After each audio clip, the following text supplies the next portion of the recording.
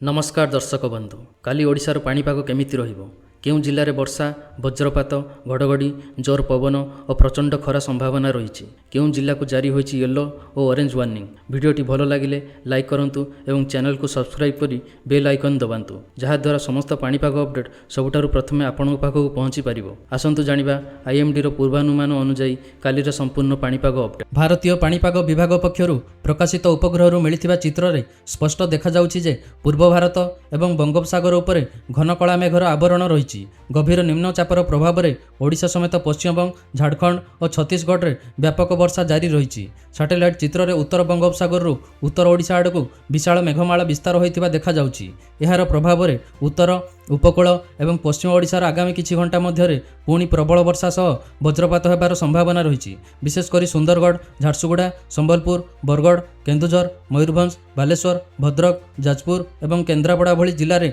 मेघर घनता अधिक थिबारु घड़घड़ी सह प्रबल वर्षा होई पारे। अन्यपटे दक्षिण ओडिशार किछि अंचल में मेघर प्रभाव रही फल स्थानीय भाव वर्षा और वज्रपातर संभावना को एड़ाई दि जाई परिबो नाही। उपकूलवर्ती अंचल में घंटा प्रति 40 ରୁ 50 किलोमीटर बेगर दमका पवन बही पारे। समुद्र अशांत रहिबा सह उच्च ढेउ सृष्टि होवार आशंका रही तेणु मत्स्यजीवी मानकु समुद्र को न जिबाकु परामर्श दिया जाइछि।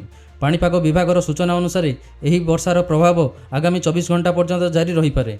तेणु जो जिला गुड़िकरे सतर्कता जारी होइछि सेठारे अनावश्यक बाहर को न जिबा वज्रपात समय गछ तले आश्रय न नेबा एवं प्रशासनर परामर्श मानिबाकू अनुरोध करा जाउछि। पाणीपाग विभाग पक्षरु सद्यतम वर्तमानर पाणीपाग परिस्थिति और वर्षार रिपोर्ट जारी करा जाइछि। राज्य में वर्षार प्रकोप एबे मध्य जारी रही। उत्तर उपकूल ओडिशा एवं संलग्न गांगेय पश्चिमबंग उपरे सक्रिय थिबा गभीर अवपात गत 6 घंटा मध्य घंटा प्रति प्राय 12 किलोमीटर बेगरे पश्चिम उत्तर पश्चिम दिग को अग्रसर होइछि। आज सकाळ 8:30 सुधा यार केन्द्र उत्तर आभ्यंतरीण ओडिशा और संलग्न गांगेय पश्चिमबंग उपरे अवस्थित थिला।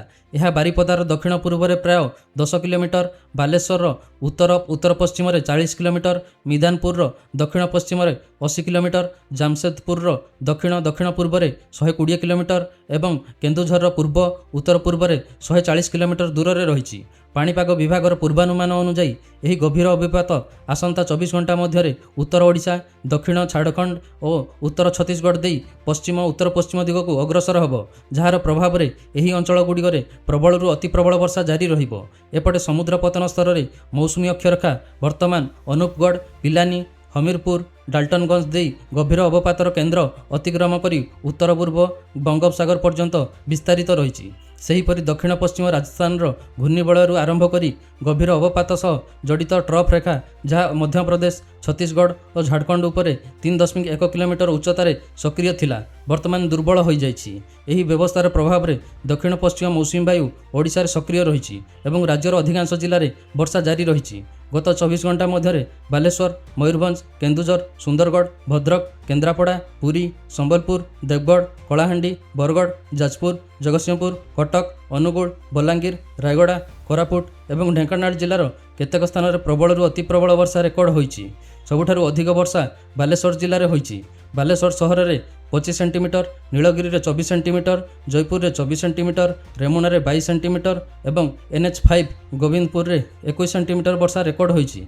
यह छड़ा बेतनटी में 20 सेंटीमीटर भद्रक में 15 सेंटीमीटर और संबलपुर में 12 सेंटीमीटर वर्षा होइछि। लगातार वर्षा जोगु अनेक निम्नांचल में जलबंदी परिस्थिति रास्तार पानी जमीबा एवं नदी और नालर जलस्तर वृद्धि पाइबार आशंका रही। तेणु लोक मानकु अनावश्यक बाहर को न जिबाकु और प्रशासन परामर्श मानिबाकु अनुरोध करा जाइछि। अन्यपटे राज्यर सर्वाधिक दिनर तापमात्रा पुरी में 34.1 डिग्री सेल्सियस एवं सर्वनिम्न रातिर तापमात्रा बौद्धरे 18 डिग्री सेल्सियस रेकर्ड होइछि। पाणीपाग विभाग सूचना देइछि जे आसंता 24 घंटा मध्य उत्तर और पश्चिम ओडिशा रे वर्षार प्रभाव जारी रहिबो। चलंतु एबे नजर पकाइबा ओडिशार आसंता 29 जुलाई रो पाणीपाग पूर्वानुमान और चेतावनी स्थिति उपरे। ओडिशा पई पुणी बढ़िला वर्षार विपद। भारतीय पाणीपाग विभाग आसंता 24 घंटा पई नुआ वार्निंग जारी करिछि। उत्तर और पश्चिम ओडिशा रे प्रबल अति प्रबल वर्षा सह वज्रपात और दमका पवनर संभावना रही। सबुठारु बड़ खबर होछि सुंदरगढ़ झारसुगुड़ा संबलपुर और बरगढ़ जिला पई रेड वार्निंग जारी करा जाइछि। एही जिला गुड़िकरे केतेक स्थान में प्रबल अति प्रबल वर्षा सह अत्यधिक प्रबल वर्षा होई पारे। जलबंदी नदी नालर जलस्तर वृद्धि सहरांचल में पानी जमीबा और यातायात बाधाप्राप्त होबार आशंका रही।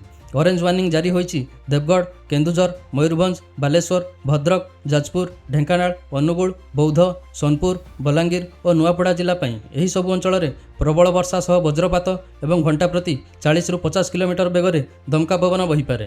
ୟେଲୋ ୱାର୍ଣ୍ଣିଂ ଜାରି ହୋଇଛି କଟକ, କେନ୍ଦ୍ରାପଡ଼ା, ଜଗତସିଂହପୁର, ଖୋର୍ଦ୍ଧା, ପୁରୀ, ନୟାଗଡ଼, କନ୍ଧମାଳ, କଳାହାଣ୍ଡି, ନବରଙ୍ଗପୁର, ରାୟଗଡ଼ା, କୋରାପୁଟ ଓ ମାଲକାନଗିରି ଜିଲ୍ଲା ପାଇଁ। ଏଠାରେ ବଜ୍ରପାତ ସହ ପ୍ରବଳ ବର୍ଷା ଓ 30ରୁ 40 କିଲୋମିଟର ବେଗରେ ପବନ ବହିବାର ସମ୍ଭାବନା ରହିଛି। ଯେଉଁ ଜିଲ୍ଲାଗୁଡ଼ିକରେ ସବୁଜ ରଙ୍ଗରେ ଦର୍ଶାଯାଇଛି ସେଠାରେ ବଡ଼ କୌଣସି ସତର୍କତା ନଥିଲେ ମଧ୍ୟ ସ୍ଥାନୀୟ ଭାବେ ବର୍ଷା ଓ ବଜ୍ରପାତ ହୋଇପାରେ। ଦର୍ଶକ ବନ୍ଧୁ, ଏହି ଥିଲା ପାଣିପାଗର ସମ୍ପୂର୍ଣ୍ଣ ଅପଡେଟ୍। ସମସ୍ତେ ସତର୍କ ରୁହନ୍ତୁ ଓ ସୁରକ୍ଷିତ ରୁହନ୍ତୁ। ଆପଣଙ୍କ ଜିଲ୍ଲାରେ ପାଣିପାଗ ସ୍ଥିତି କମେଣ୍ଟ କରି ନିଶ୍ଚୟ ଜଣାନ୍ତୁ। ଭିଡ଼ିଓଟି ଯଦି ଭଲ ଲାଗିଥାଏ ତେବେ ଲାଇକ୍, ସେୟାର ଓ ସବସ୍କ୍ରାଇବ୍ କରିଦିଅନ୍ତୁ।